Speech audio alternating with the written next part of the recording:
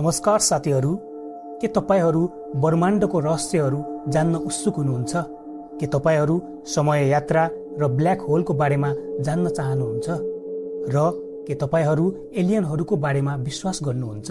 यदि हो भने आज हामी एउटा यस्तो व्यक्तिको बारेमा कुरा गर्नेछौँ जसले आफ्नो जीवनभर ब्रह्माण्डको रहस्यहरू खोल्ने प्रयास गरे।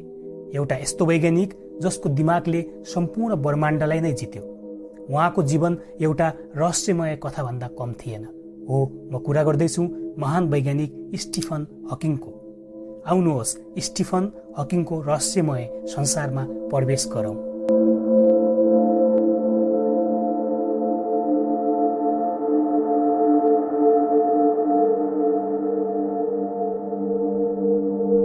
विज्ञानको त्यो तारा जसको प्रकाश कहिल्यै निभ्दैन, व्हीलचेयरमा बसेर ब्रह्माण्डको यात्रा गर्ने एक महान वैज्ञानिक, शारीरिक कमजोरीलाई जित्ने एउटा अदम्य साहसको कथा।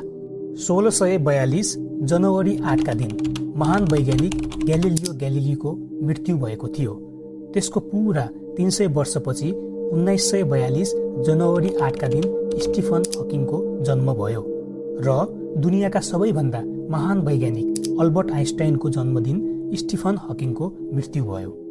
अचम्मको कुरा यो छ कि यी तीनैजना आफ्नो समयका महान वैज्ञानिक बने। स्टिफन हकिङ 21 वर्षको उमेरमा एएलएस एमियोट्रोफिक लेटरल स्क्लेरोसिस नामक एक दुर्लभ स्नायु सम्बन्धी रोगबाट पीडित भए। यो रोगले मोटर न्युरोनहरूलाई नष्ट गर्छ, जुन स्नायु कोषहरूले हाम्रो मांसपेशीहरूको चाललाई नियन्त्रण गर्छन्। जब यी न्युरोनहरू नष्ट हुन्छन्, मस्तिष्कले मांसपेशीहरूलाई सङ्केत पठाउन सक्दैन, जसले गर्दा मांसपेशीहरू कमजोर हुन्छन् र अन्ततः पक्षघात हुन्छ। डाक्टरहरूले उनलाई मात्र 2 वर्ष बाँच्ने बताएका थिए, तर उनको दृढ इच्छाशक्तिले आफ्नो रोगलाई पराजित गर्दै 50 वर्षभन्दा बढी समय बाँचे। यो एउटा चमत्कार नै थियो।